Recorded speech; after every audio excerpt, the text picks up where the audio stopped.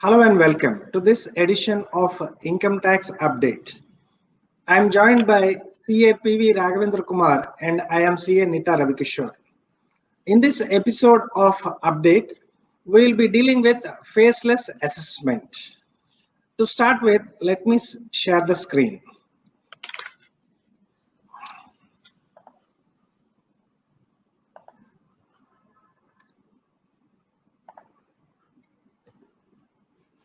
On 13th of August, a series of notifications have been issued, and also on 13th of August, Honorable Prime Minister of India has addressed the nation with regard to the faceless assessment scheme. Prior to this, on 7th of October 2019, the Honorable Finance Minister in budget speech on 5th of July 2019 announced that there will be faceless assessment in electronic mode. There will not be any human interface and notices will be issued by a central cell. The cases will be allocated in a random manner to assessment units, and the central cell will be the single point of contact between taxpayer and the department. And the first phase of faceless assessments have been inaugurated and on the 7th of October 2019, and some cases were assigned. Over to you, sir, for your opening remarks. Sir, this process of faceless assessment, actually it is evolving one after the other. In the year 2015, actually there is one pilot version. It is there in the cities Delhi and Bombay.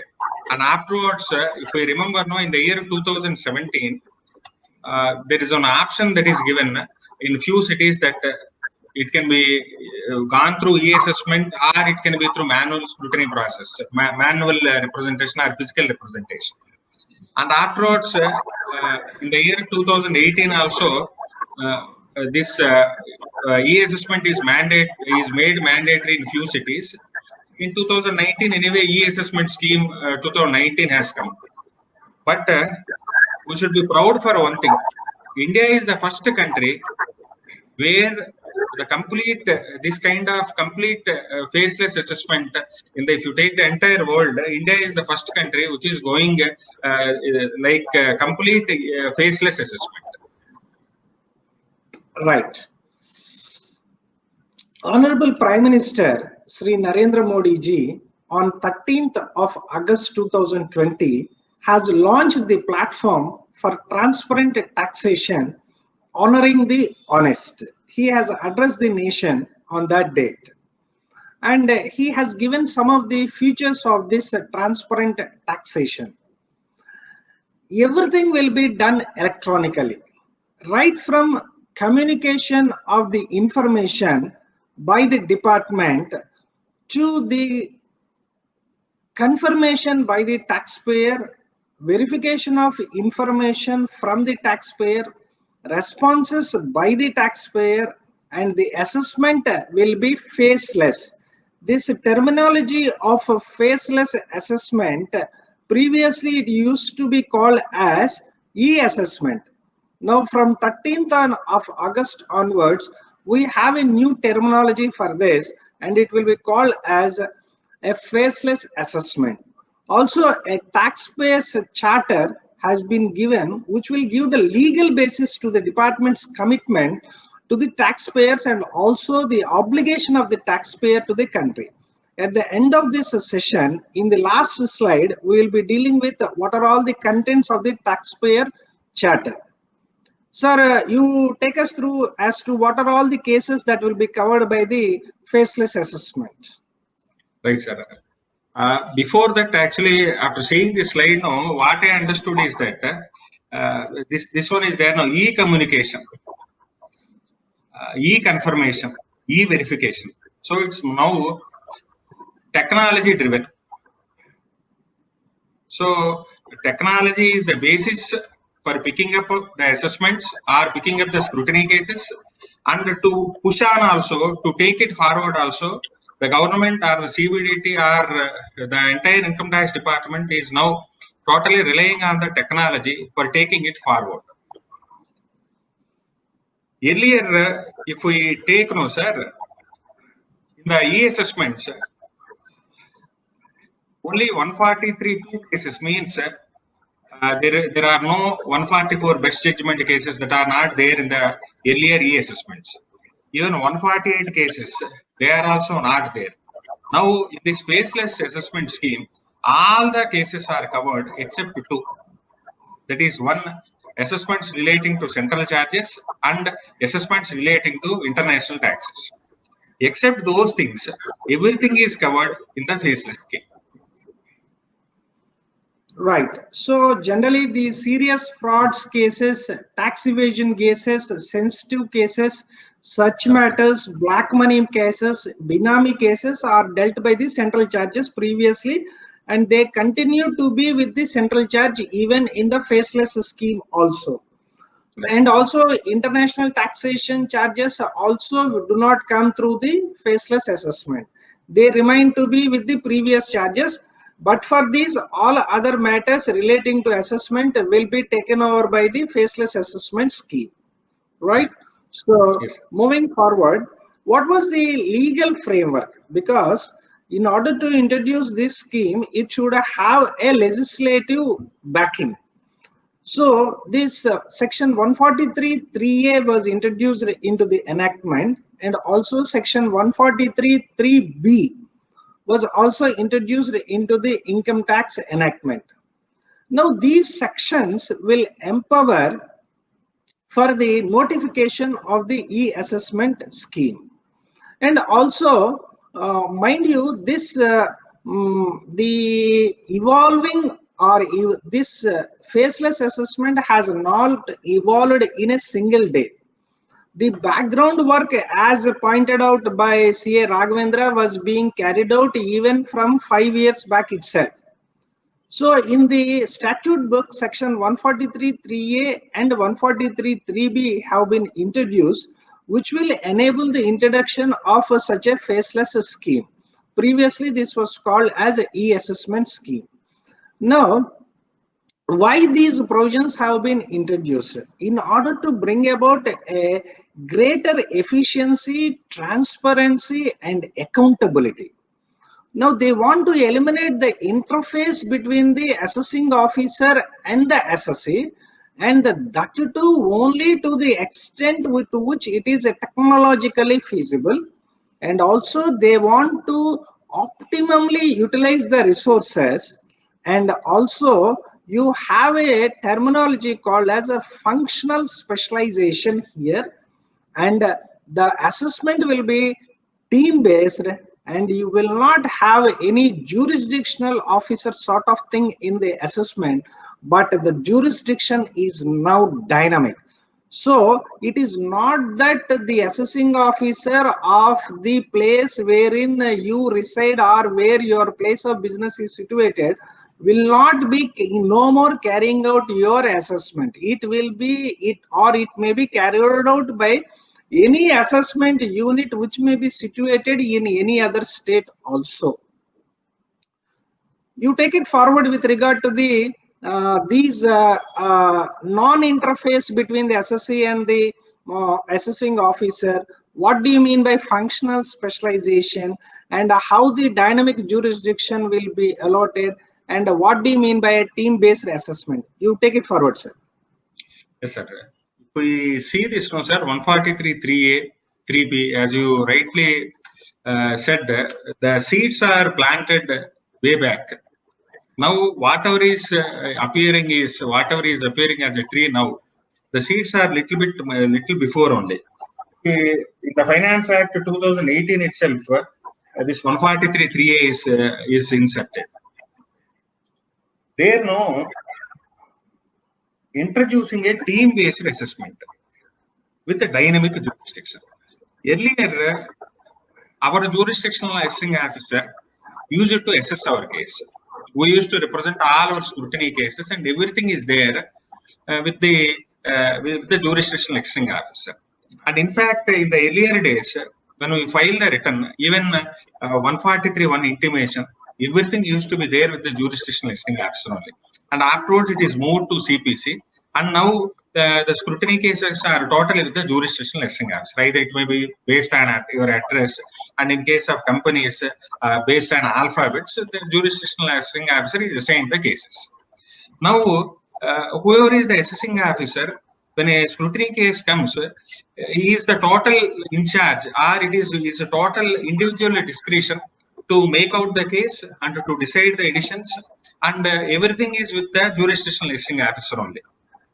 But if we see this functional specialization or something, if at all if he has any issue about any accounting standards application, or if he has any issue about the legal validity of the issues that are made by the SSC during the course of assessment, or if it is related to some accounting aspects, then he only used to make a study, or he only used to understand and try to put it in his assessment order. If at all edition is required, or if he is not happy with the submissions, then edition is to be made on that case. Now in this faceless assessment, there is an aspect of a functional specialization wherein, if at all if there is any doubt about these issues, or if any further clarification or opinion is required, there is one technical unit that is assigned, and for which the assessment unit is going to refer the issues for further clarifications. So it is more like a functional specialization. The word functional specialization, as we go along, we'll be understanding what is the technical unit and what is the importance of it and how it is going to support it. Earlier, the assessing officer is totally, he has to send the notices, and he has to see that the assessment is completed within the time. He has to read the submissions, and if at all if there are any legal issues, he need to understand it. And if he, likewise, he is totally occupied with various issues. Now, because of this functional specialization and say verification, if at all if books of accounts are to be verified, it used to be verified by the assessing officer or his team, or his or the inspectors, or whoever are his subordinates. But now there is separate verification unit. If any statements are to be recorded, there is a separate verification unit which is going to record the statements. If any external confirmations are required, it will be handed over to the verification unit to obtain the external confirmations. So it is not that the assessing officer totally used to. It is not those days where the assessing officer is to totally understand or totally make the assessment. Now there are separate units which are going to help the assessment unit in completing the assessment. So it is more a focused approach. Yeah. So prior to 2020 itself, section 143(3)(a) and section 143(3)(b) has been introduced into the statute book. And in the year 2019, the e-assessment scheme 2019 was notified on 12/9/2019.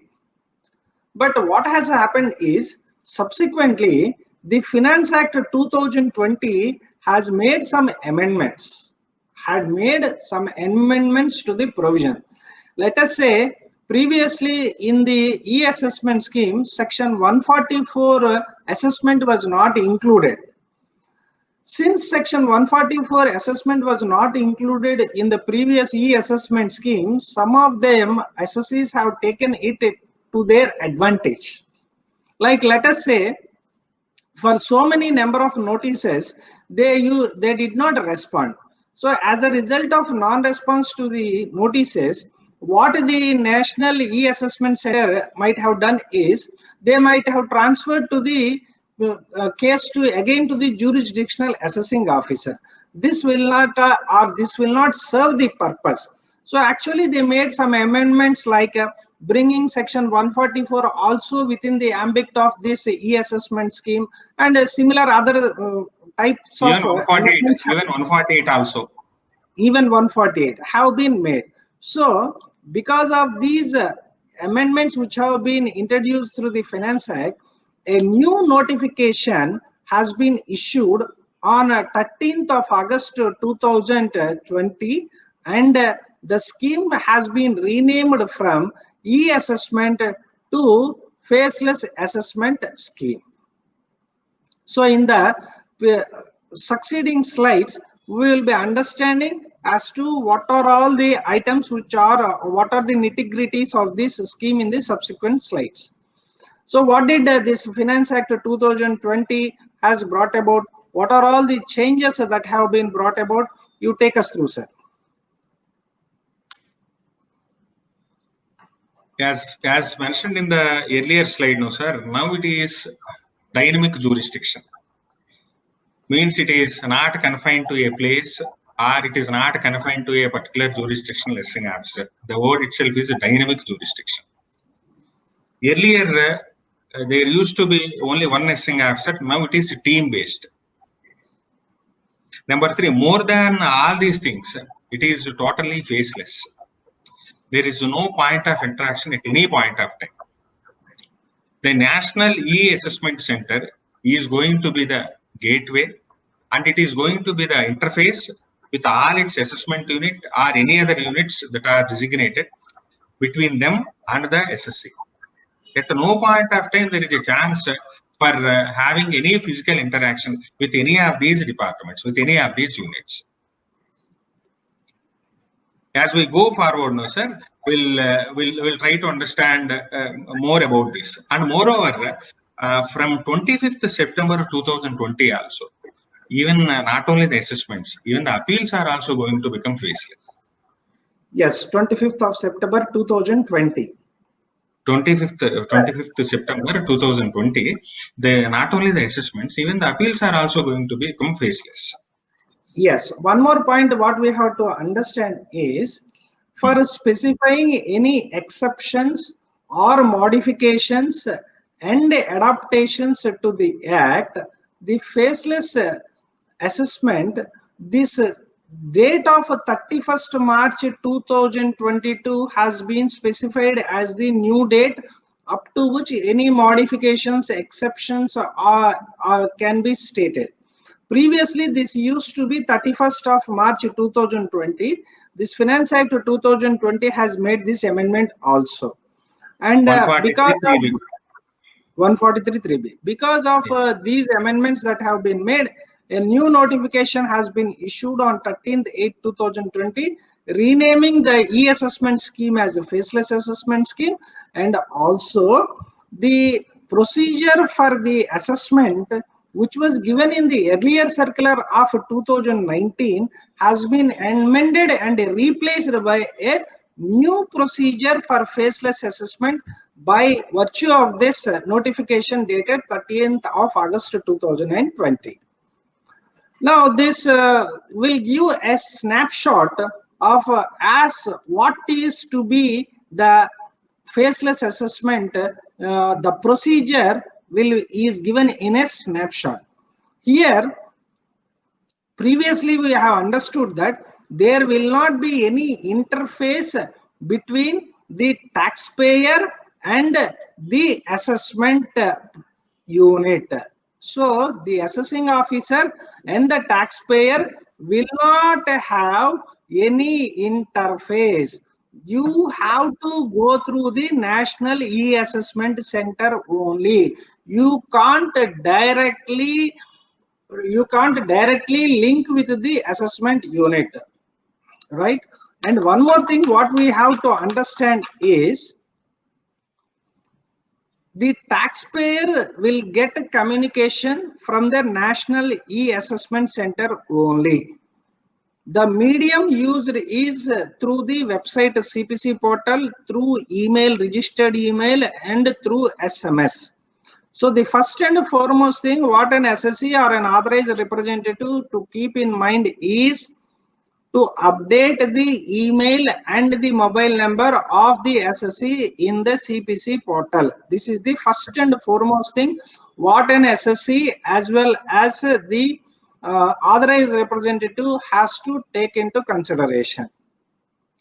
Even when an assessment unit wants the assistance of a verification unit, they can't directly interact with the verification unit. They have to make a requisition to the National E-Assessment Center National E-Assessment Center will, on basis of a random basis, will allocate to another verification unit. Also, if they require any technical assistance in respect of any matters, then also they have to make a requisition to the National E-Assessment Center. National E-Assessment Center will refer it to a technical unit. Once the draft assessment order has been made, that also has to be forwarded to National E-Assessment Center based upon certain criteria. Then it will examine whether a review of the order is to be made. If it is essential for a review of order, it will allot it on a random basis to a review unit. So everything, the only point of contact is with the National E-Assessment Center, either for the taxpayer or either any of the regional assessment centers units. Take it forward. Can I put it like this? So whatever Yeah. communication you are going to get, either it may be in the form of notice, or either it may be any letter asking for certain information, or show cause notice, penalty order, assessment order, you will be finding only one name, that is National E-Assessment Center. And whatever you are saying, either it may be technical unit, verification unit, assessment unit, review unit, nothing you can see. Means what exactly I mean is that it is not that the Hyderabad review unit is reviewing it, or the technical unit of Baroda is reviewing it. So this kind of even that information is also not available to any of the SSCs. So the entire communication. So in one word, National E-Assessment Center is going to be the gateway for everything, gateway and interface also. Only one point contact. Yes, the phrase no human interface has been used. So what do you mean by no human interface? No human interface in the sense that the case to whom it will be allotted, it will not be done by human being. It will be done automatically on a random basis by the National E-Assessment Center. So everything will be automated. Everything will be automated process. No human intervention will be there in respect of allocation of cases. Is it right? Is my understanding right, sir? Yes, sir. Because it is not that somebody who is going to sit just like in our school, there will be one teacher who will be allocating periods to this is now Telugu class, this is now Hindi class, this teacher is going to attend. It is not like that. It is the computer which is going to select, and it is based on the computer pickup that this is going to go to the regional assessment center assessment unit. It is the computer that is going to make a selection on a random basis. So nobody, either whoever is sending the notices with there will be finding some Jaspal Singh or somebody who is issuing the notice. Even he is also not aware of who is with which assessment unit the case is pending. Right. And as far as the dynamic jurisdiction is concerned, you will not be assessed by your jurisdictional assessing officer anymore. You don't know to your case to which regional E-Assessment Center it has been allotted. It will be done by the National E-Assessment Center on a random basis with a computer algorithm that will be working. And also, mind you, if during a particular assessment year, if the assessment has been carried out by one of the assessment unit, in the next year you won't be assessed by that assessment unit. And also here it has been mentioned that altogether you will be having a 95 assessment units, 35 verification units, 4 technical units, and 20 review units across India. But this is the current statistics.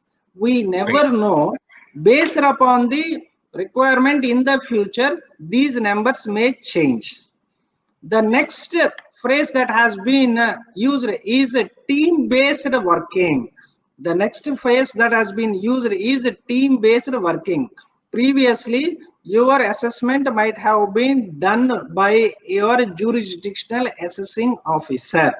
Maybe he may be assisted by his inspector and he may be assisted by his clerks.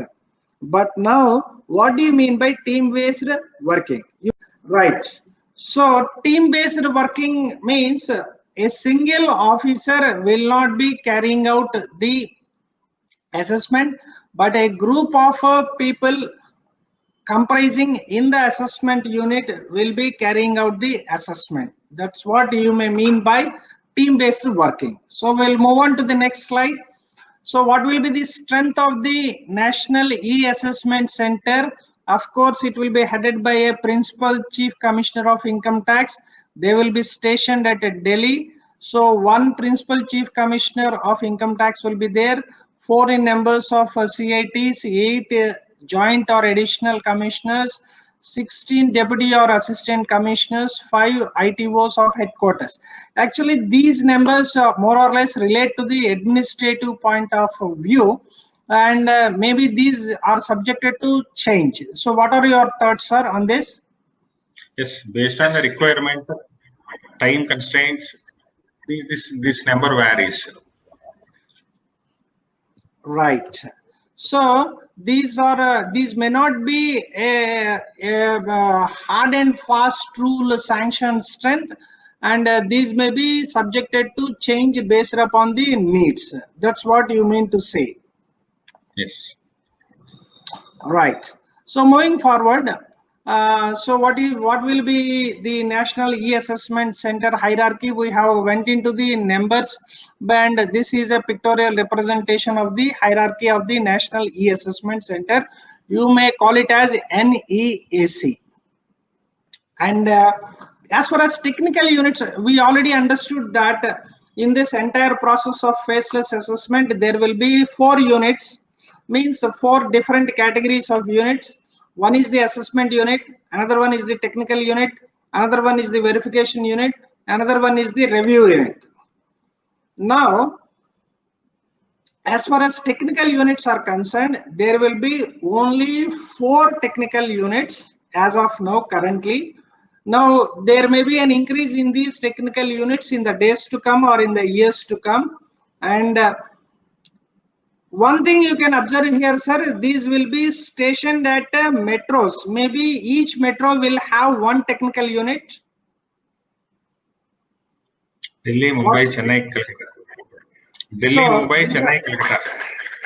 Yeah, metros. The 4 metros, each of the metros will get 1 technical unit. And what will be the composition or hierarchy for the administrative purpose? This is the slide which depicts this technical unit composition for administrative purpose. Actually, this is more or less relating to the administrative chat, and it is not generally concerned for the assessment. That is only relating to the administration. Now coming to the objectives, sir, please take us through the objectives of the faceless assessment. The very basics are the very selections. Sir, I think echo is coming. No issue. You may carry on. Right. The very selection of a case for scrutiny is based on data analytics and artificial intelligence. There is no question of any manual picking up of scrutiny. This is the first and foremost thing we need to take into consideration. As already discussed, there is no territorial jurisdiction. It is dynamic jurisdiction. And you have covered that point also.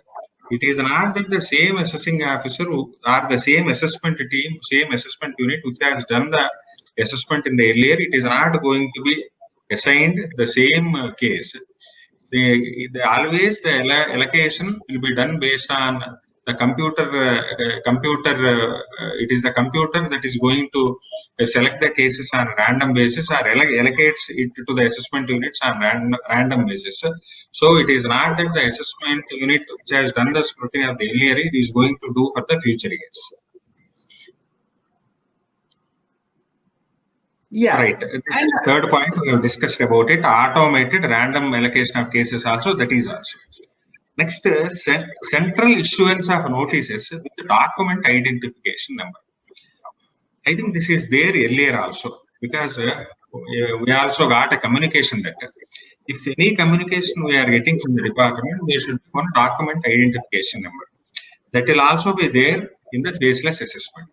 And not only this, there will be digital signature that is fixed for all the notices or for all the communication that we are getting from the e-assessment center, National E-Assessment Center, because it is the only communication point for us. Will one there will be document identification number, and it is digitally signed also. And there is no question of any physical interface, unless of course there is some scope for requesting for a personal hearing, means a personal hearing that will be done through video conferencing, that also for in a very few cases. So there is no physical interface at all. Next, earlier, whoever is the assessing officer, whoever is the jurisdictional assessing officer, used to take the pains in completing the assessment. Now there are so many other, it's a team based. There will be joint commissioner, there will be deputy commissioners, there will be income tax officers if you take the assessment unit into consideration. And if required, if any verification is required, either with respect to documents or, as I said, the recording of any statements or getting any external confirmations, there is one verification unit that is going to help you. And if there is any clarification or if any opinion is required, there is another technical unit that is going to help you.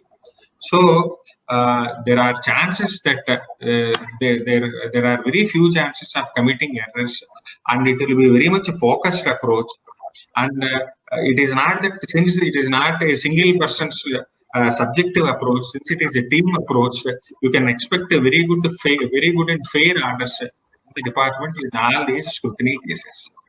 Next, draft of assessment order in one city, review in another city, and finalization in third city. The beauty of this faceless assessment is that the assessment unit is going to prepare the draft assessment order, and that will be sent to the National E-Assessment Center. The National E-Assessment Center may finalize the assessment order that is prepared by the assessment unit, or it may be sending it to the review unit based on certain risk-based parameters. So, assessment is done at one center, review is done at one center. So, if review unit considers that certain modifications are required, it will be sent to some other assessment unit, not the original or not the first assessment unit which has sent the draft assessment order.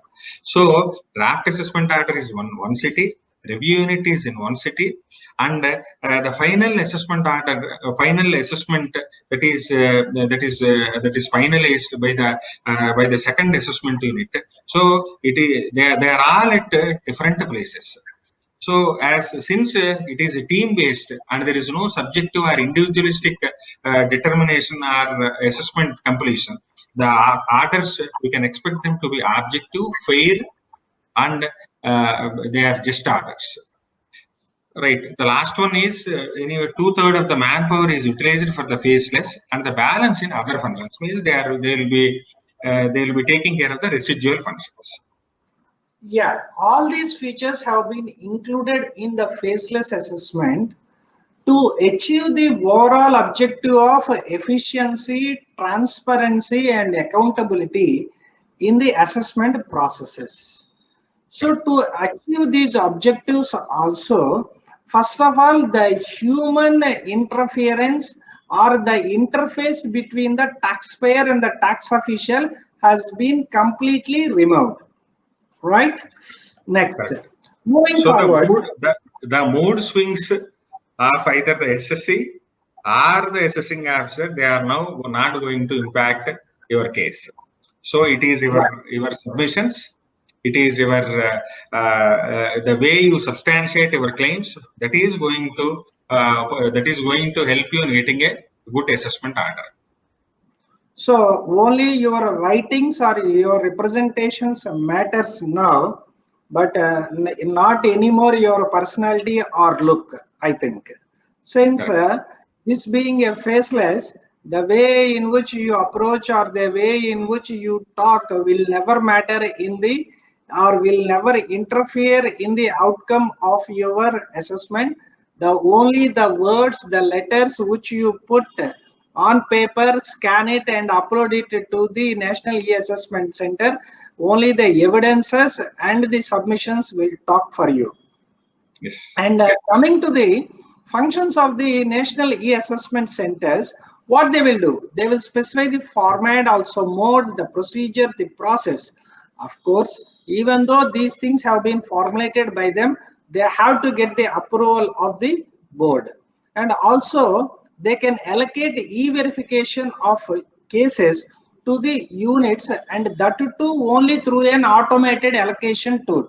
If any of the assessment unit requires any verification of documents or something like that, or any summons or examination on summons have to be made, or any physical verification has to be made, many of the things might be there for the purpose of completion of the assessment. The assessment unit will make a requisition to the National E-Assessment Center. The National E-Assessment Center, on the basis of the requisition made by the assessment unit, what they will do is they will allocate to a verification unit, and this has been enabled in the enactment by virtue of section 133 subsection C. So for the formulation of this scheme and for taking forward this scheme, already various sections have been amended by this date in the Income Tax Act. Now this allotment of verification to the verification units will also be done through automated tool. All notices or communications will be sent electronically. The assessment units will be allocated cases only through a automatic allocation system. And also, if the assessment unit wants any technical assistance, if the assessment units want any technical assistance with respect to any of the issue relating to transfer pricing or a legal issue, or some technical matters are involved in that particular case, or in respect of any forensic accounting or information technology related issues or valuation issues or audit issues, any of these matters may be referred by the assessment unit. They may make a requisition to the National E-Assessment Center, and National E-Assessment Center will, through an automatic tool, allot that issue to a particular technical unit. That a technical unit in turn will not directly communicate with the assessment unit, because they don't know which assessment unit has made the requisition. The technical unit has to go back to the National E-Assessment Center. National E-Assessment Center will send the inputs to the respective assessment unit. Now, what are the rest of the functions? You take it forward, sir. So in one word, we can say National E-Assessment Center. If you take the SSC, we will be seeing only the National E-Assessment Center. So between the SSC and the department, National E-Assessment Center is going to be the interface between these units, because National E-Assessment Center will not be having any technical unit or any verification unit or any assessment unit. It will be there with the reassessment centers. Regional assessment center. Regional E-Assessment centers. So regional E-Assessment centers will be having assessment unit, technical unit, verification unit. So if any communication is required also, as you rightly said, it is the National E-Assessment Center that is going to receive it, and it will be carrying on, or it will be taking it forward to the next unit. So it is the gateway either for the taxpayer also, either for the inter units, means it is between these units also. National E-Assessment Center is going to stand as a wall. Yeah. Now, the SSC will be interacting with the National E-Assessment Center. If assessment unit requires any information from the SSC, they will send the intimation to the National E-Assessment Center. National E-Assessment Center will serve the notice to the SSC. Now the SSC has to make a submission to the National E-Assessment Center with regard to the information that has been sought. if the SSC do not respond to the notice, the National E-Assessment Center will inform the fact that the SSC has not replied to the notice to the assessment unit. So National E-Assessment Center will pass on the information to the assessment unit that the SSC has not complying with the notice or is not submitting the information as may be sought by the assessment unit. So assessment unit will only know the information through the National E-Assessment Center. And also the draft assessment order which has been prepared by the assessment unit will be forwarded to the National E-Assessment Center, and National E-Assessment Center, based upon an algorithm, it will decide whether the order requires any review. If they think that the order requires a review, then that will be determined only through a pre-programmed algorithm that we will discuss at a later point of time in this session. And if it is selected for review, it will be allocated through an automatic system to a review unit, and once the review unit has reviewed the case and gives any modification or suggests any modification, then this draft assessment order will be sent to another assessment unit, but it will not be sent to the old assessment unit which has carried out the which has drafted the draft assessment order. Take it forward, sir. Right. National Assessment Center finally is going to become a big brother for everybody. either to, first of all, to allocate the case to the assessment unit. So anybody has to say anything only to the National Assessment Center. Finally, National Assessment, even draft assessment center, draft assessment order also, it will be, as you said, no, it will be first sent to the National Assessment Center. Then, if it feels that it's okay, it is going to send the final assessment order. Now, can we go like this? We have discussed about National Assessment Centers. Now, shall we go to regional assessment centers and finally understand what is the job of assessment unit, what is the job of verification unit, technical unit? So, I think it makes the understanding process also a little bit better. Yeah. Of course, we'll go to that. And the final or the one or two functions of the National E-Assessment Center is one more beauty of the faceless assessment scheme is that before finalization of the assessment order, an opportunity will be given to the taxpayer. Means a show cause notice will be given to the taxpayer stating that so and so items of additions are proposed to be made, and you may give your response to this show cause notice. So this will take this will go a long way in with respect to the assessments or justification or justice to the SSC. And also just to add for a moment, sir, because there are so many cases wherein the SSC always claims in most of the cases that the principles of natural justice are not followed. We are not given any opportunity about the edition. This is more like a surprise edition because we have never found that in any of the communications issued by the assessing officer that argument will always be there with the SSC.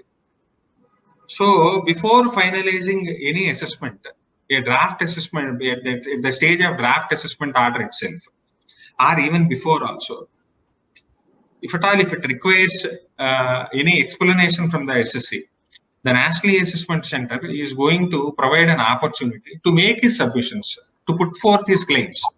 So thereby, it may require that the draft assessment order will be revised once again to make the order just and fair. Right. Once the assessment is complete, what will happen is all the electronic records will be transferred to the jurisdictional assessment officer for post-assessment work like recovery of demands or rectification proceedings, etc. Now, what will be the constitution of regional e-assessment centers? Regional e-assessment centers will have the assessment units will have the verification units, will have the review units, will have the technical units. Of course, all the regional assessment centers will not have all the 4 units. So all of them will have an assessment unit for sure. But as far as the verification units or the review units or the technical units, they are less in number as compared to the assessment units. So all regional e-assessment centers will have an assessment unit, but as far as the review unit or verification unit or technical unit, they will be placed only at a certain regional e-assessment centers. Now this will be the composition of a regional e-assessment center or hierarchy, and this is more for of an administrative outlook. Now what will be the functions of the regional e-assessment centers? You go through, sir. Right. Sir, as rightly said, no, there will be first assessment unit, verification unit, review unit, and this technical unit also. But all the rest except the assessment unit, all the verification unit, review unit, technical unit are always need based. Wherever it is required, it will be placed. It will be part of the REC. With respect to the assessment unit, the job of the assessment unit is to identify the issues that are required for determining the liability, for determining the assessed income. Number one. Number two, in this process of identification of issues, it may require, so it decides the information that is required to be obtained from the SSC. Of course, it cannot ask the SSC directly. It will be passing on its requirements to the National Assessment Center. Through National Assessment Center, SSC will be communicated. And after getting a reply from the SSC also, whatever is the reply that is submitted by the SSC, an analysis will be made. And if further information is required, once again, that will be sought through National E-Assessment Center. So, analysis of material, first identification of issues, number two, seeking information, and once after getting the information, analysis of the material or analysis of the submissions that are analysis of the submissions made. That is the job of the assessment unit. Yes, as far as verification, sorry, as far as verification unit is concerned, it has to do e-verification. Now, mind you, any verification that is to be done through the verification unit will also be made electronically. You may think that verification unit will do it physically. No, as far as possible, the job done by the verification unit will also be electronically, and this will be under section 133 capital C of the Income Tax Act. And what this verification unit it will do, this job is to conduct inquiries, to examine the books, to examine the witnesses, to record statements. And mind you, the key word used here is only through electronic mode as far as possible. However, in certain peculiar circumstances, physical inquiry may also have to be required to be made, but this will be not be used generally, but only in a certain specific instances, and also the manner will be given by the Principal Chief Commissioner of Income Tax of the NEAC, and that too it will be in accordance with clause 12(6) of the scheme, and also it requires the approval. Now, as far as the review unit is concerned, the draft assessment orders will be reviewed by the review unit. It is not that all the orders will be subjected to review. The National E-Assessment Center, after it receives the draft assessment order, based upon an algorithm, they have devised a system for that, and based upon the flags that will be given by that automatic process, it will be decided whether the order requires a review or not. And as far as where the review is requisitioned, or the system pulls up the case for review or draft assessment order for review, this will be sent to the review unit, and also they will be, the review unit will be examining whether all the material evidence have been brought on record, placed in the draft assessment order or not, the points of facts and laws have been incorporated into the order or not, and also where any applicable judicial decisions have been considered or not, whether the draft assessment order is arithmetically correct with respect to the computation of the tax, giving the reliefs or allowance of these what you call calculation of interest under section 234 ABC. All these items will be reviewed by the review unit. Now, one small submission, sir. One small submission. The generally will be hearing the word surprise editions. yeah, Means there will not be any reference about it in the assessment order, but sometimes we'll be finding an edition or any disallowance. So the verification unit will also ensure that part also, that whatever are the additions that are made, those issues are incorporated or discussed in the draft assessment order. That part also will be taken care by will be once again reviewed or ensured by the review unit. yeah, and also previously we understood that the faceless assessment is not an assessment done by a single officer, but it will be a team-based work.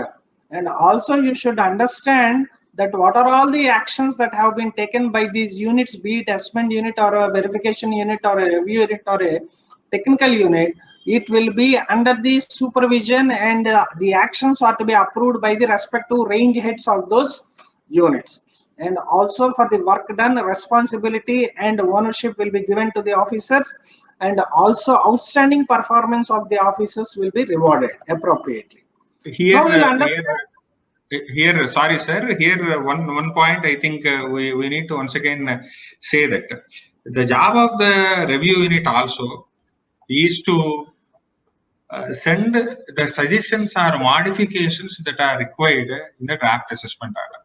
Say if they feel that certain additions are to be made, because the very purpose of referring it to the review unit is based on certain risk parameters. So if any such additions or if certain things are to be incorporated or missed out, they will be sending it to the National Assessment Center, which in turn will send it to a fresh assessment unit other than the earlier assessment unit. So that job also is of the review unit. Yeah, where any modifications are to be requisitioned by the review unit, then in the draft assessment order, the draft assessment order will not be sent back to the original assessment unit who has drafted that order, but it will be sent to a new assessment unit. That has been rightly pointed out. It is not that the job of the review unit is only to see that the draft assessment order is pakka in all respects. To also add, if at all, if it is required. That's right. Yeah, of course. All these things might have been. Generally, sir, if we see the history, most of the cases are they are getting a relief based on certain technical glitches. Means opportunities not given, are certain parameters that say, for example, if we take that 271 1C notice. Earlier, we used to get a standard format, concealment of particular, concealment of income, or furnishing of inaccurate particulars. It used to be a standard format that used to be signed by the assessing officer. Later on, somebody challenged that you are not sure whether it is concealment of income or furnishing of inaccurate particulars. When you are not sure of it, how can I give a reply? You should clearly specify that the SSC had concealed income or furnished inaccurate particulars. So when you are not sure of it in your notice itself, for what I can give a reply? So based on that, the challenge is made against the very notice of initiating penalty under section 271 1C. It got upheld, and it so got the contention is upheld even by our APA court in the case of Bysetti Ravati. When a notice is not specifying the charge against which the SSC has to give a reply, the notice is said to be defective and it's not valid. So likewise, there are so many cases which got, though there is a fit case, though it is a fit case where the SSC had concealed income, because of this technical issues, the department lost cases and it could not levy penalties. So all these kind of issues. Now it is not only it is not only focused. The assessment order is not only focused.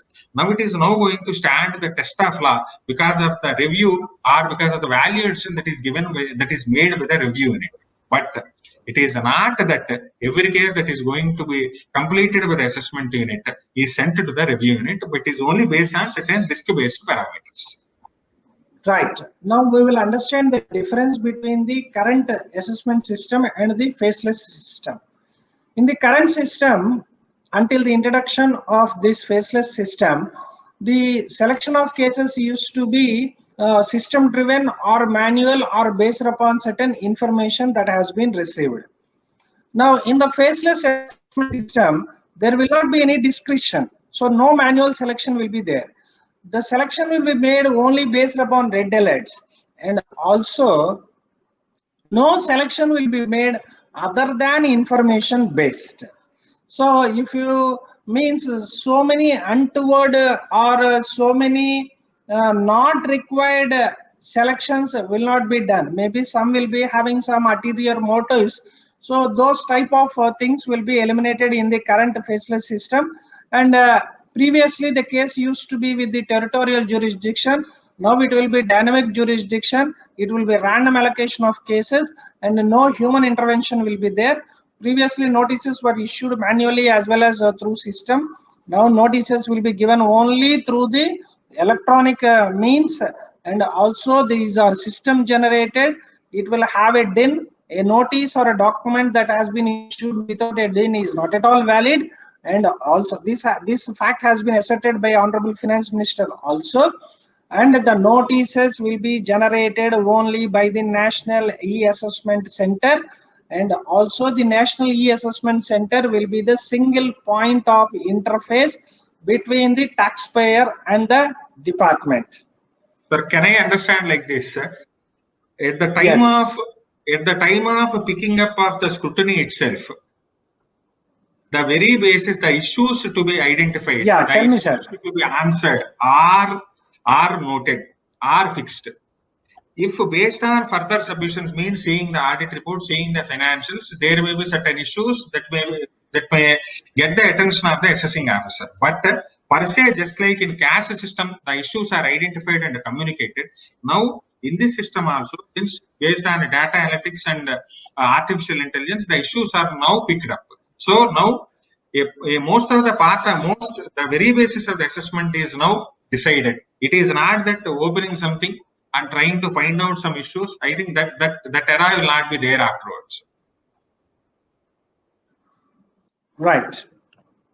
Now, coming to the other differences between the current system and the faceless system. Now, during the scrutiny proceedings previously, there used to be multiple physical meetings between the taxpayer and the officer. And also this taxpayer used to go to the assessing officer at the income tax office, and the assessing officer may be engaged in any other assessment, or the assessing officer may have went to a meeting with the higher official or something like this. But now all these things will be eliminated. There will be no physical meeting. Your jurisdictional officer will never call you. Your assessment unit officer will never know you to call you, and you need not wait at the office or at the room at the outside of the room of the officer. You even don't know who is the officer who is making your assessment. You will not have any human interface, and the entire assessment procedures will be only through electronic mode. And also, where any discretion is given to an officer, it will be a subjective approach and the interpretations may vary.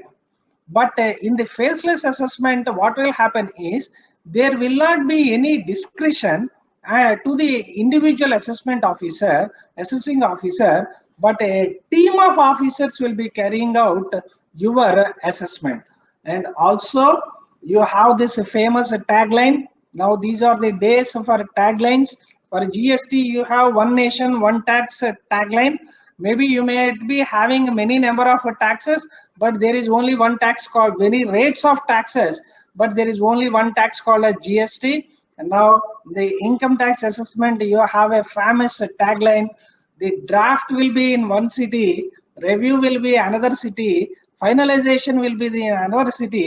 The entire country is involved in your drafting your assessment order, and it will be seen that as far as possible the order is objective, fair and just. And as already discussed, 2/3 of the officer's strength or 2/3 of the income tax department strength will be allocated to the faceless assessment, and the rest of the staff will be carrying out the residual activity. So what is the left out or carved out residuary hierarchy which will be available? Who will be available for the residual, for the other works other than the faceless assessment? And these are all the functions which the residuary hierarchy will be carrying out. You take us through the functions of the residuary hierarchy, sir. Rectification proceedings under 154, they are there with the jurisdictional assessing officer. 263, 264, they are there with the assessing officer.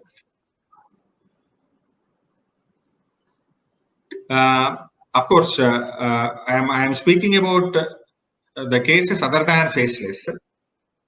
TDS proceedings under section 201, they are also not faceless. They are also there with the residual. As you rightly said earlier itself, such assessments, they will be there with the investigation with the central charges. That is also faceless. Assessments under black money, they are also faceless. Next, international taxation. Yes. No. They are not within the ambit of faceless. Now, yes, what yes. are all the items you are mentioning are outside the purview of the faceless assessment? Right. Yes, they are outside the purview of faceless. Next, assessments relating to non-residents, they are also outside the purview of faceless assessments. 281 certificates, they will be there with the jurisdictional assessing officers. Likewise, certain 17(2) approvals, they will be there with the residual authorities only. But here I have a small doubt, sir. Generally, when the assessment is completed by the assessing officer, we used to go, if any rectification is required under 154. Since the entire assessment record is there with him, and since he is also the man who has drafted the assessment order, he will be very much aware of the facts. But here, assessment unit has has picked up the issues. Some verification is done by somebody else. Technical unit has given certain advices. Review unit has recommended certain things, and finally you have landed up with one assessment order. But when you go with the rectification under 154, I don't know how the jurisdictional assessing officer is going to take it up in a nice way, because it becomes even very difficult for them also, because they have to understand the facts right from the beginning. Because of course 154 means a mistake apparent on the record, but the entire record you have to verify, because to make a rectification. But that at least that should have been left with the National Assessment Center. That's what I personally feel, and it's my humble opinion. Now, what will happen is, you never know which assessment unit has drafted the order. Maybe if at a point of, once the draft assessment order has been drafted and forwarded to the National E-Assessment Center, maybe the record of course it can be done, but because the National Assessment Center anyway will be knowing the assessment unit which has finally closed the issue, or which has finally sent the draft assessment order. At least that rectification part, since they will be knowing the facts better than anybody else, it is that could have been there with the National Assessment Center. Yeah, of course it does not. It never mean that the case will come up for rectification immediately after the conclusion of the assessment. you have a time limit of even 4 years within which you can apply for rectification. So Correct. maybe they use the term the entire electronic record will be transferred to the jurisdictional assessing officer. Maybe the assessing officer has all the information that has been provided, the decisions that have been taken or the conclusions that have been arrived at, everything will be there in the hands of the, and also at the time of a transfer of the entire electronic records to the assessing officer, I don't think the details of assessment unit which has carried out the assessment, the details of or the identity of the review unit or the identity of the technical unit may not be revealed to the jurisdictional assessing officer. To that Because, extent, there may be, yeah, tell because me. you will finally you'll be finally getting whatever material is there with the national assessment centers. Because whoever has done it, their identity is also of no relevance because the jurisdictional assessing officer anyway cannot contact them. Because even the inter units are also not able to contact each other. No. Yes, yes, and And also the I have forgotten to say a few things. As you rightly pointed out, the recovery of demand, stay proceedings, this one also, giving effect to the appeal orders that will be there with the jurisdictional assessing officer only. Next, yes, yes. giving effect. Next, recommending it to the higher forum, higher judicial forum. That will also be there with the jurisdictional assessing officer only. All these things, Yeah, sir. this Another important residuary point, sir. hierarchy will also look after. Yes, sir. Another important point we need to make a note, sir. Earlier, the survey proceedings. If we see section 133A, the survey proceedings are there with your assessing officer, with the jurisdictional assessing officer. Now that is also not there with it, Yes. the jurisdictional assessing officer. That is transferred to the investigation unit. So the power of such survey Yes. and TDS surveys, they are, of course, TDS surveys are there with the TDS wing. With respect to the surveys also, that they are also transferred to the investigation unit of the department. So these are the few things Right. that are there with the residual authorities. One small observation. Yes. Of course, if you also throw some light on this, will be very thankful. The power of 263 means if any order is erroneous or prejudicial to the interest of the revenue, these are the revisionary powers. The commissioner, the principal commissioner, will pick up the case, will assume jurisdiction, and he will be passing the necessary orders. But I have a doubt. After this much of team-based approach, after getting a review done, after getting inputs from your technical unit, and review unit is particularly seeing whether certain additions are missed out, and it is also sending certain modifications. And verification unit, it is an independent unit. It is making all these third-party inquiries and all these things based on the requirements of the assessment unit. And after doing all this exercise, will there be any cases where still the principal CIT can assume jurisdiction under 263, saying that it is erroneous, it is prejudicial to the interest of the revenue? I have a small doubt about it. Let's hope of that. course, time only should tell us as to how this 263 will be invoked in the future in respect of the faceless assessments, and also these prosecution compounding proceedings will be with the residual hierarchy, and also this and the foremost important thing what we have to keep in mind is what are all the functions or activities that will be carried out by the residuary hierarchy will also be in a faceless manner. They should also be done through ITBA portal. Of course, they will not be done through the National E-Assessment Center, but all these functions carried out by the or activities carried out by the residuary hierarchy will also be in a faceless manner, and it will be through ITBA portal. Right? So can I delete the address of Income Tax Department in Vijayawada, Hyderabad from my memory? So because in Vijayawada I remember that it is just beside Raitu Bazaar, so I can forget about it totally. Yeah, if you avoid going, or if you are not required to go there for a 2 or 3 years, maybe you will also forget the route as to how you have to go there, and after some 5 years or 6 years, it will be wiped out from your memory, the structure of the building or where the staircase is situated. So all these things will be out of your memory. Right. Right. Now, where will be this residuary hierarchy will be located, etc. is a interest of administrative matter. So we can skip this. Now, what will be the scheme for assessment? Now, what will happen is the department will get the information through various sources, be it SFT, etc.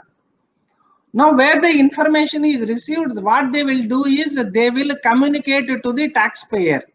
They will communicate to the taxpayer, right? Now, you have this new feature in your 26 EIS statement that all statement of financial transaction entries will be appearing in your 26 EIS. At the time of preparing your return itself, you have to examine the SFT, this 26 EIS carefully.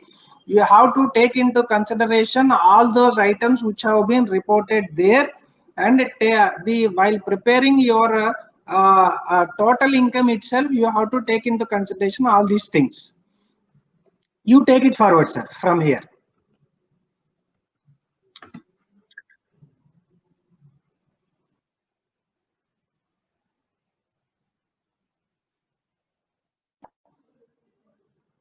I will do one thing.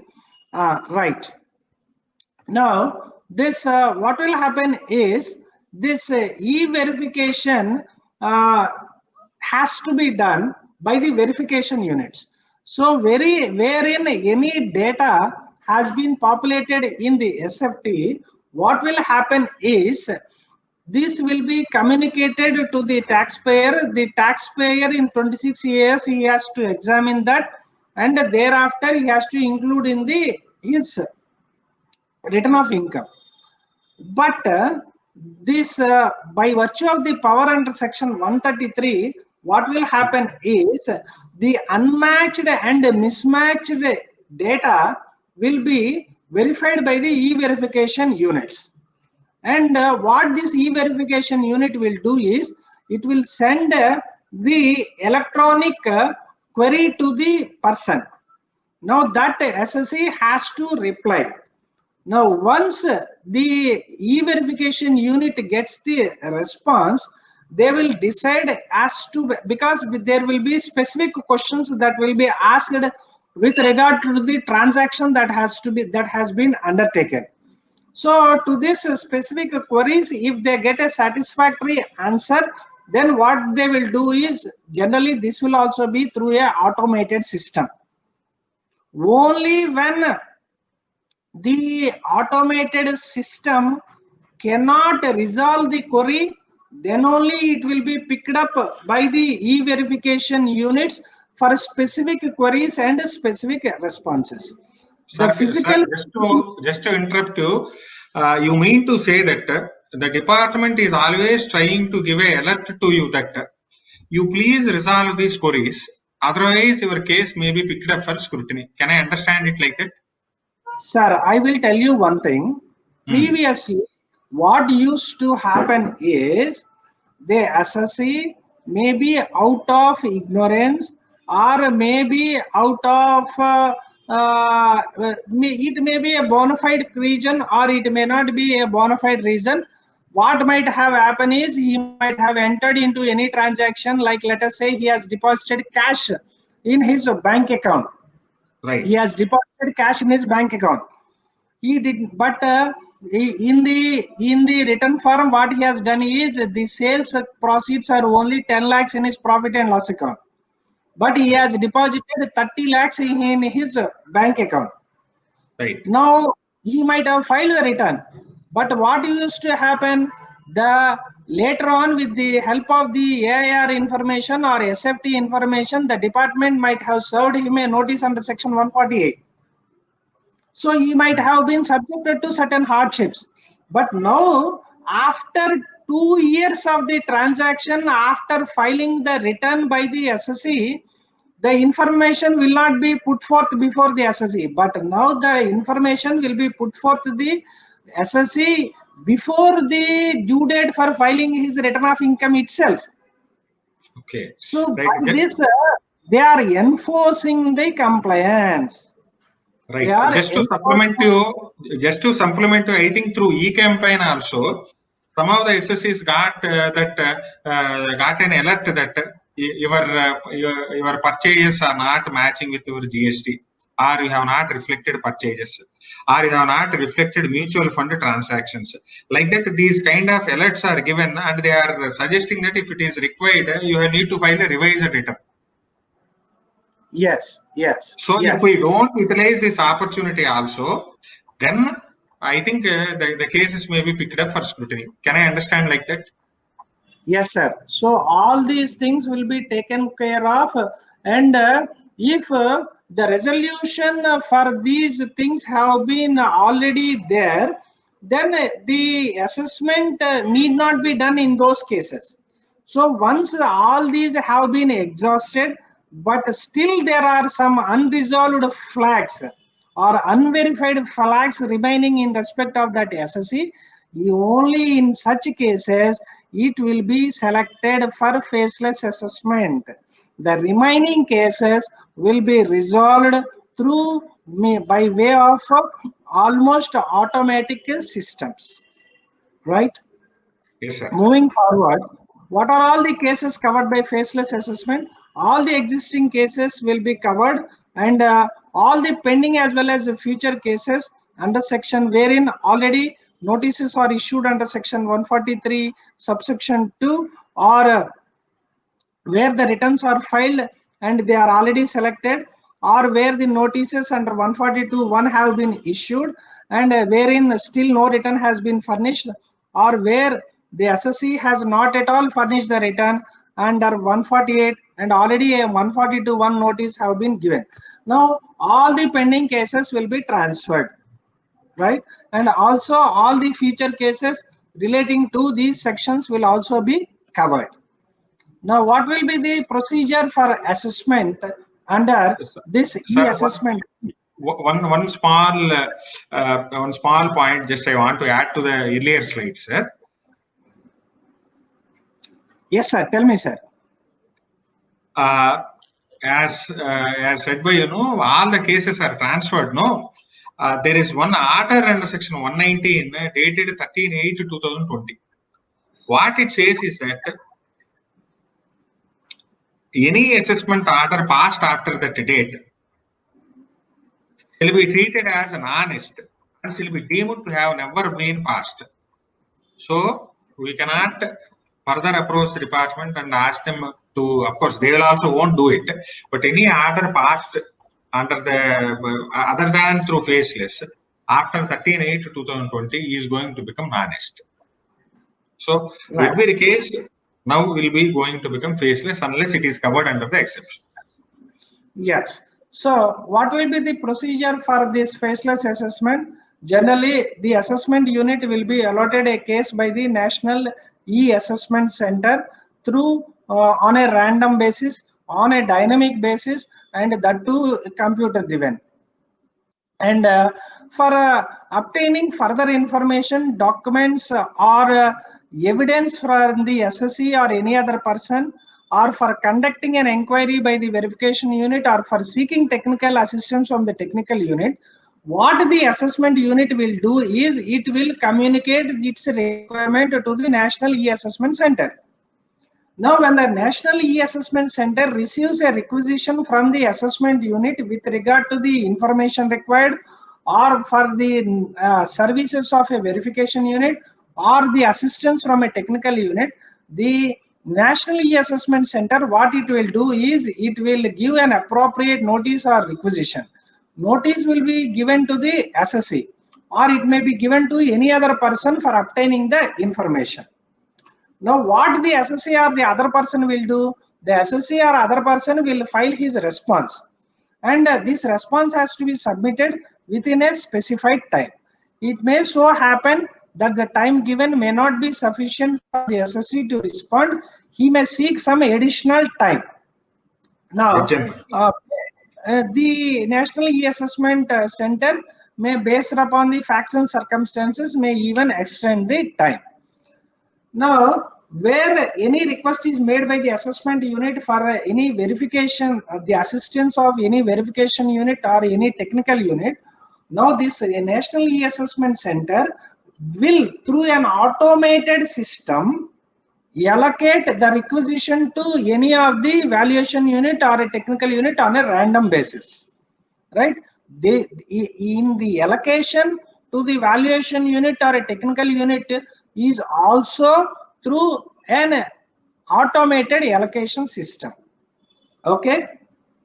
Now, so it is not that it will be given to a technical unit of the same regional assessment center. Yes. So the same regional assessment center technical unit will not get that requisition. It may go to another regional assessment center, right? And once a report has been received from the verification or technical unit, mind you, the verification unit or technical unit will not directly send the report to the assessment unit. It will be sent to the, it has to be routed through the National E-Assessment Center. So the verification unit or technical unit will never know as to where from the requisition has come, from which assessment unit the requisition has come. So they have to give the reports to the National E-Assessment Center. The National E-Assessment Center in turn will forward the report of the verification unit or technical unit to the assessment unit. Now, where the assessment unit, what it does is, after taking into account all the information that has been submitted by the SSE, or where it has sought the assistance or the verification unit or technical units, reports have been received through the NEAC. Now they will draft a draft assessment order. Now in this draft assessment order, what will happen? They will accept the income returned, or they might have done some additions to that. Okay. Now also one more important thing what you have to understand is, at the time of preparation of the draft assessment order itself, they will also give the details of the penalty proceedings that are required to be initiated. So take it forward. Earlier in the earlier scheme, the penalty used to be transferred, means the proceedings and everything used to be transferred to the jurisdictional assessing officer. Now it is there with the National E-Assessment Center itself. So the assessment unit, whatever whoever is instrumental in preparing the draft assessment order, it will be knowing whether it is a case of underreporting or misreporting, or whether it is a case fit for penalty. Because if it is on estimation basis, no need to recommend any penalty. Or if it is something else, then they will also clearly specify whether it is underreporting or misreporting also. So the draft assessment order and the penalty order both are traveling simultaneously. Yes. No, actually, as far as my understanding is concerned, here we have a gray area. The assessment unit will suggest the penalty proceedings. Maybe the penalty order may be issued by the National E-Assessment Center. That we have a that needs an understanding. Because what are the penal proceedings to be initiated will be suggested by the assessment unit. But as far as the passing of the penalty order might be considered, it may be taken care by the National E-Assessment Center, I suppose. Sir, in fact, sir, if you see the final assessment order also, the final assessment order also will be from National Assessment Center only. It is not the assessment unit, because once after getting a draft assessment order, there will be 3 phases. One is straight away, yes, there is no need for any further modifications. It will be directly straight away sent to the SSC. Number 2, based on the risk parameters, it may be felt by the National Assessment Center that it won't require any reference to review in it. In that case, if it is observed that the additions are going to be the prejudicial to the interest of the SSC, then an opportunity once again will be given by the National Assessment Center. So after getting it, it will be sent to the assessment unit, and finally the final draft assessment order will be coming. So the finalization of the assessment order will always be there with the National Assessment Center. So Right. the penalty also will be there with the NASC Center. Your observation is 100% correct.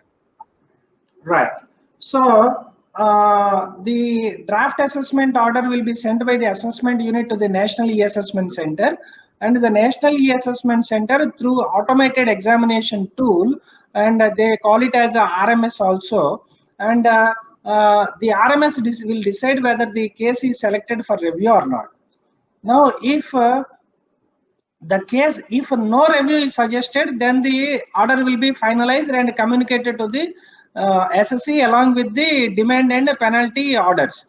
But as far as if a review is suggested by this RMS system, what will happen is it will go to a review unit situated in another REAC, and if that review unit suggests no modification, then the assessment order will be finalized and it will be served to the SSC. Now, if any review is suggested by the review unit, again a show cause notice will be given. Of course, where a review is suggested, what will happen is the review will be sent to another assessment unit somewhere else. Now that new assessment unit will prepare a draft assessment order and will be communicated to the National E-Assessment Center.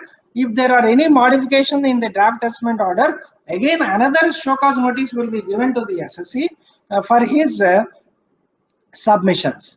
Now, once that has been done, Here one small point to add, sir. Yeah. At the time of this draft assessment order, something if it is prejudicial to the interest of the SSC, no, sir, an opportunity is given by the in the form of show cause notice. No? Here, SSC has can opt for a physical hearing. Means physical hearing means through virtual mode only. It is not that he can physically go and appear. There, he can request for explaining the case through oral. Of course, there is so much of control for that also. There, he can make such a request. But here, it is not right from the beginning. The SSC can start on saying or cannot make any oral representations at the time where the additions are going to be finalized and a show cause notice is given. There, he can make such a request. But it should fall definitely under the circumstances notified with the board to get that kind of approval from the Chief Commissioner. Yes, yes. And what is a RMS? It is a risk management system. That is, the draft assessment order will be put through this system in order to examine whether any review is required or not. What this RMS, the purpose of the RMS is to ensure that based upon a risk criteria under which the cases selected are investigated, and also this RMS will check whether any high pitch assessment has been made, and it will also check that whether all the required additions that are to be made are made or not. So on one hand, it is looking after the welfare or it is looking after the interest of the SSC. On one hand, it is also looking after the interest of the revenue. So both the interests of the revenue as well as the SSC will be taken care by this RMS. Now, if RMS flags certain draft assessment orders, those draft assessment orders will only be subjected to review and sent to a review unit on an automatic allocation basis that too on a random basis, that too to another regional assessment unit. That unit should not, the regional assessment center, which has not done the earlier assessment, means the and it is not that the review unit is going to modify each and every draft assessment order. It may also feel that the draft assessment order is good and it won't require any further modification. So there may be cases where even these assessment orders also, without getting referred to the new assessment unit, they may also get finalized directly by the National Assessment Center. Yes. Can I take it? Can I take it like that? Can I understand like that? Yes, sir. You are right. And also, the review unit by itself will not be in a position to modify the draft assessment order. Correct. The review unit only can make suggestions. Correct. Now, the suggestions made by the review unit will be forwarded to the National E-Assessment Center. The National E-Assessment Center in turn will forward it to a new assessment unit. So the verification unit or the review unit or the technical unit will never be involved in drafting the orders. Orders can be drafted only by the assessment units. Is my understanding correct in your view? Yes, sir. Yes, sir. Yes, sir. Yes. Yes, now, it is right. What is the process of review? You take it forward, sir. I think we have discussed most of these issues. Correct. I think it won't require, as we have discussed about it now, sir. Review unit is going to see that the draft assessment order is going to finally stand the test of law. There will not be any surprise editions. Whatever editions are made, that will definitely find in the assessment order. And a proper judicial requirement, judicial disclosure, like a reference to any case laws, why this edition is made, they will ensure that they are properly incorporated. So earlier, whatever are the loopholes that used to be there because when the assessment is going to be finalized individually without this kind of team-based approach, now that those issues may not be there because of this team-based faceless approach. Right. So in order to ensure quality control at each stage, whatever work that has been done by either the assessment unit or verification unit or the review unit or the technical unit, they have to fill up the feedback forms. And all these feedback forms will be forwarded to the National E-Assessment Center. Right. Now,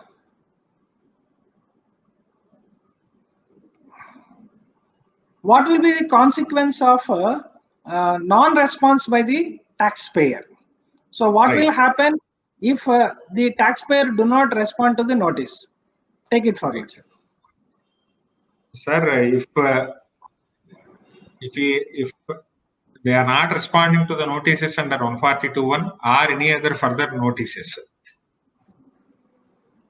on getting information from the assessment, on getting information, a notice, a show cause notice will be issued as to why the assessment cannot be completed to the best of their judgment. Here, after getting the notice, SSC has an opportunity to respond.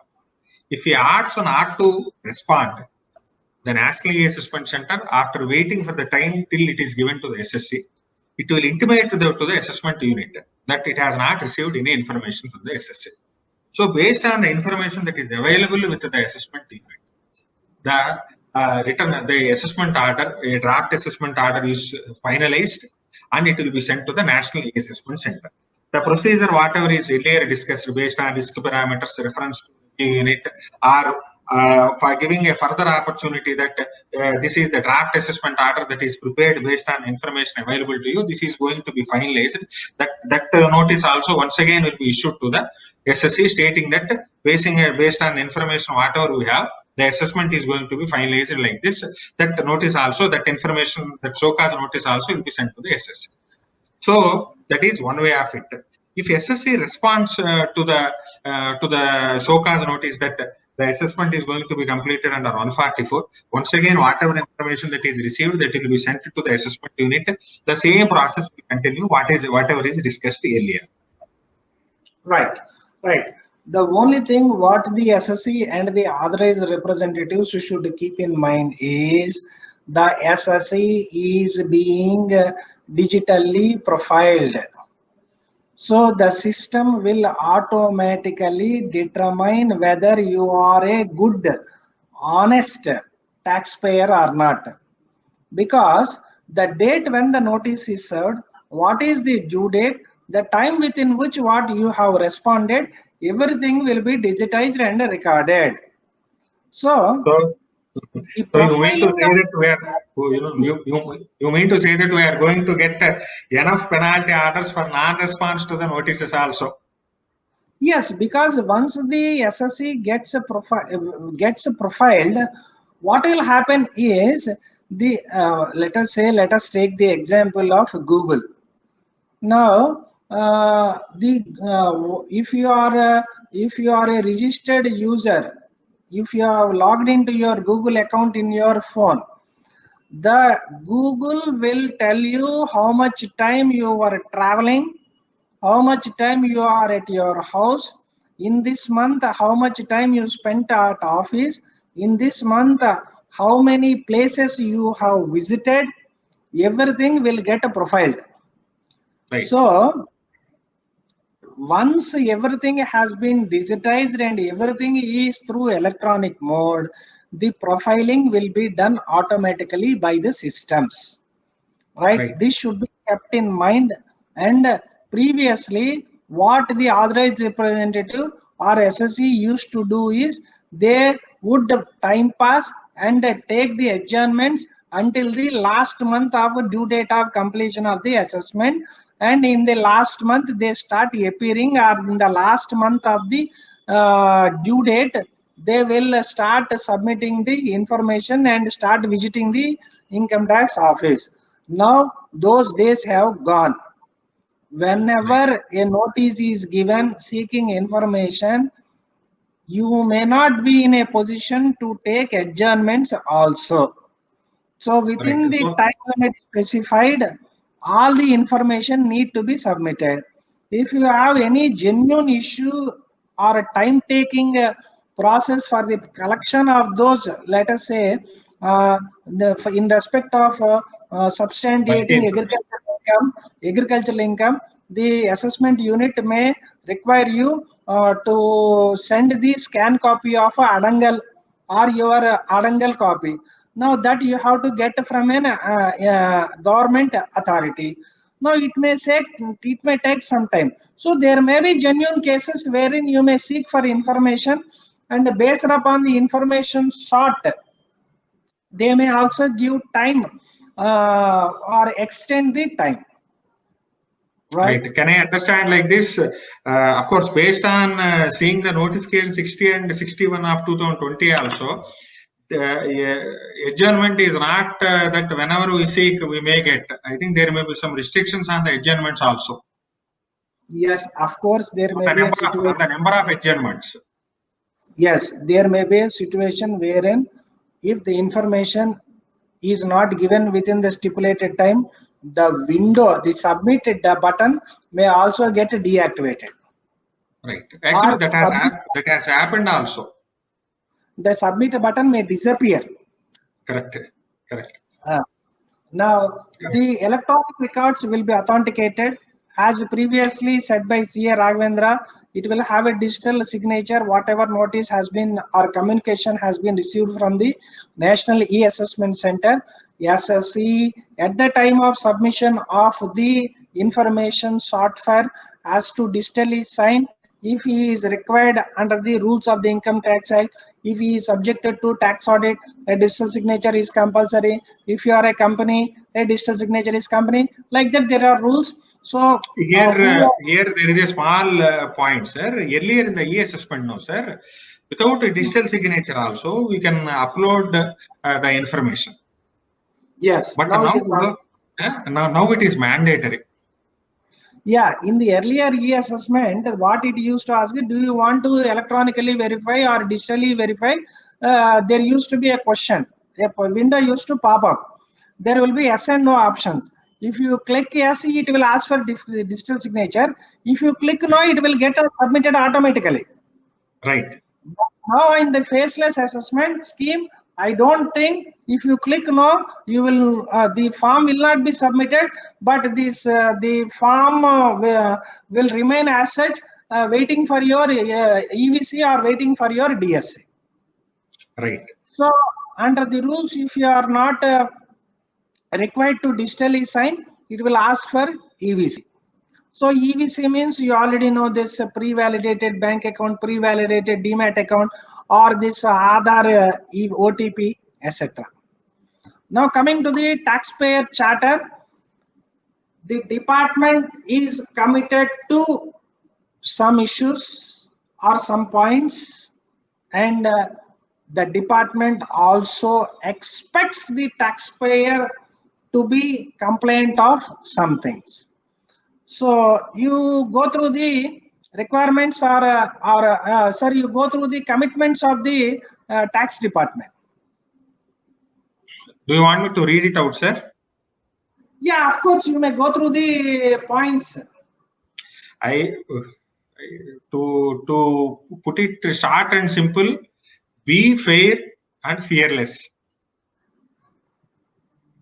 No, what I mean to say is the department will be fair, courteous, and it will be give a reasonable treatment to the taxpayer, and it will treat the taxpayer as honest. So by default, sir, this taxpayers charter is very, very important, because we can take this as a preamble. We can take this as a preamble to the assessment procedure. Now, by default, the income tax department will treat the taxpayer as honest. Okay, there will be mechanisms for appeal and reviews, and the department will give complete and accurate information. Whatever SFT that has been received by them, they will ensure that they are complete and accurate. They will take timely decisions. They will this is very, very important, sir. Taking timely decisions, because we also have seen so many cases where refunds got stuck up because of whatever the reasons may be. Most of the refunds got stuck up for years together. Like there are so many applications that are pending with the department, either it may be 154 or something like that. Now, because of the timely decisions, it is very good. They are also committing that they will collect only correct amount of tax, and they are promising you that they won't be doing high pitch assessment. And the high pitch assessment have a check at the review system, RMS. And also they respect the privacy of the taxpayer. And whatever information that has been gathered, they will maintain the confidentiality. And also in the previous slides, we have learned that the responsibility, accountability will be fixed, and also the outstanding performing officers will be rewarded. Right? Now they can, the SSC has the option of choosing a representative. So it does not mean that the SSC himself has to present his case. They can take the expertise of a qualified person, and also there will be a mechanism to lodge complaints against any unfair practices, and also they will see that the system is fair and just, and also they are going to publish service standards. Yes, and also they will ensure that they are going to reduce the compliance cost of the direct taxes. And what do they expect from the taxpayers? They expect that the taxpayer is honest, and they expect that the taxpayer is complying the tax laws. And they expect that the taxpayer is a informed person, well-informed person. The taxpayer has to maintain proper and accurate records. And one of the foremost thing what they expect from the taxpayer is you should be aware of all the acts and things that have been done or carried out by your representative. Right. Don't just leave the things to your representative. You should be kept informed of the things that have been done by your representative. Whenever a notice or whenever a query has been posed to you, you please respond in time. We expect you to respond in time, and we also expect that you pay the taxes in time. If you have a TDS compliance, do it in time, pay it within the 7th of next month. If you are have the obligation to pay advance tax, pay it before June 15, September 15, December 15, March 15. If you are required to file your return, that you have to do it, compliance has to be done in time first. And the last but then not the least, generally after completion of the assessment, where the demand order under 156 is issued, it has to be paid within a period of 30 days. But most of the people will avoid that. Of course, when the demand is of a high quantum, the officer will be after the SSC. But let us say the demand is some 1500 rupees. So the officer may also not be interested, or may also forget that, and the SSC may also ignore that. So the officer might have ignored it, and the SSC might have also ignored it. But what the department expects from you, or the revenue or the government expects you from you, is pay the taxes in time and be a part of nation building. That's what they expect. And we have come to an end of this session on faceless assessment. Sir, one or two. Can I make few submissions? Just for 2 minutes. Yeah. Before that, I want to place on record that this PPT is not prepared by both of us or any of us. This PPT, I have got it on a WhatsApp message in one of the groups. I thought that this PPT is informative, and we have gone through this PPT. So we place our sincere thank to that person who has prepared this PPT. Due credit is given to him, and he is an unknown person, we don't know. Yes, sir, please go on. Sir, based on our past experience in our e-assessments, what I felt is that earlier we used to face so much problem with respect to submission of voluminous of data. I think it used to be 5 MB. You can put only 10 for the further notices to be given by the department. Something used to be like that. At least if this is able to go and resolve that will be of great help for us. Number two, if we read the notification that the virtual hearing is permitted at the stage of finalization only. But if the case is too complex, if that is permitted at any stage during the assessment proceedings, if it is felt by the approving authority, if it is good, at least if that kind of provision is there, it will be of some help.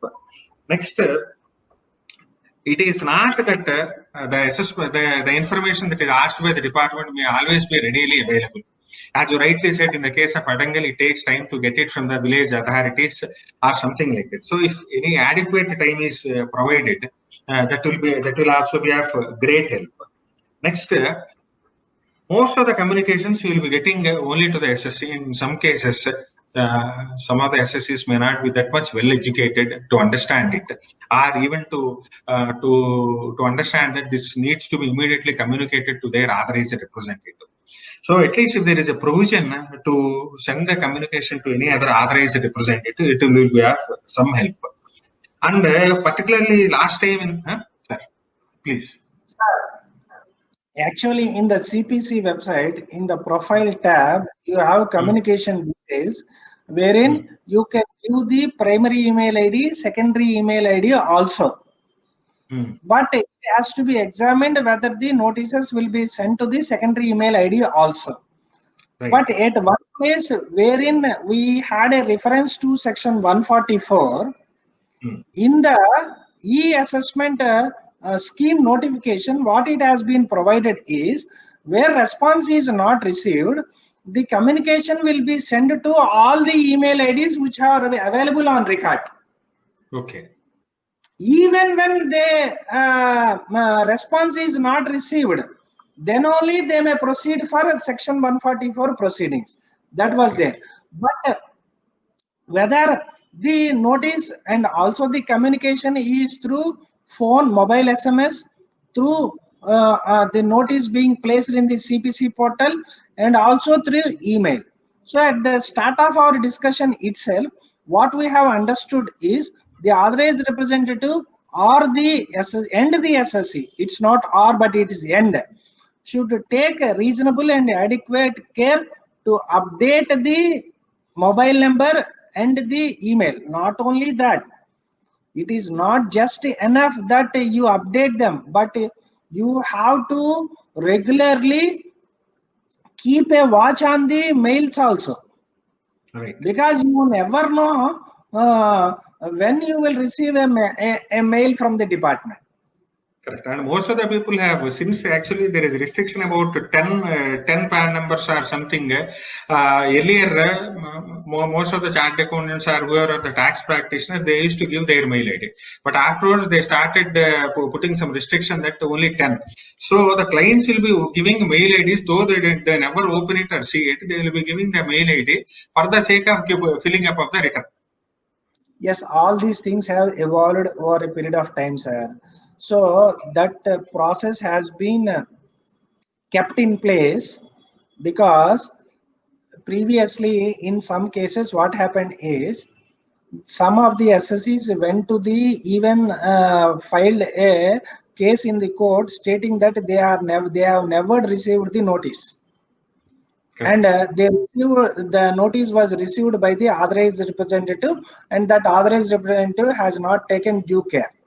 So in these circumstances, there were some cases wherein the courts held in favor of this. So in order to avoid all these things, some restrictions have been placed on the number of common emails, on the number of PANs that can have common email. Correct. And also each and every year they are making a point that when the SSC log into the portal, this updation of the profile page will come. Correct. And the last one is, generally last time also we have observed, say if we upload the data into the C portal, it takes time almost a day for them to see it, whatever data that is uploaded. So if it is on a real-time basis, it will be of some help, particularly at the end of the, generally we are habituated, of course, now because of National Assessment Center, there is always time for everything.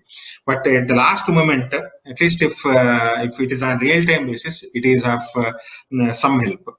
And another point is, with respect to this technical units also, they are saying that with respect to audit, transfer pricing, this technical unit is going to help. But if it is based on specific industry expertise, if that is also there, because say in our places, based on ours is mostly trading based, so the profit margin and everything will be very, very less, and based on the nature of the product traded. So that kind of, at least industry wise or trade wise expertise is there in the technical unit. At least low net profit, those kind of decisions can be avoided. Number two, if we see some sections like 14A, means expenditure in relation with exempt income. In most of the cases, generally the judicial proceedings, if we say there they will be saying that there is no exempt income, so there is no requirement for making any addition under 14A. But few people will be making additions. There are certain jurisdictional high courts which said that okay, 14A need not be made in case of non-exempt, in case of non-receipt of exempt income, like that. So if it is on pan-India basis, because when the assessments are happening nationally assessment ways, how the judgments of the jurisdictional high court are there, whether the assessment unit will be taking into consideration, or the review unit is going to take into consideration the jurisdictional high court judgments, is something which is a little bit interesting. And finally, last point, this 144A is there, means during the course of assessment, the range head, the joint commissioner, on his own motion, or on a reference made by the SC officer, or even the SC also can make an application requesting, sir, you please give certain directions for the completion of the assessment. Now, this 144A section is there, and people used to exercise if the assessment is going to become a little bit complex owing to the issues therein. But now in this faceless, how that 144A section is going to be operated is a little bit a concern for the professionals. And finally, I think to summarize, our written submissions, pen is going to be your weapon. We need to put all our points. We need to substantiate all our claims, and we need to take the judicial case laws also into consideration. Factual position. We need to write something about the facts. We need to substantiate through judicial background. So all these things we need to put it on paper. Earlier, just like during my childhood, I used to say to my mother, though I know everything, but I could not write. But so whatever we write in on the paper, whatever the submissions that we are going to make, that is going to decide the fate of the assessment. Yes. Thank you very much, sir. Thank you very much. It's a very good interactive session. Yeah, that's great. On that note, we have come to a conclusion of this session, and we will see you in another session. Thanks for watching.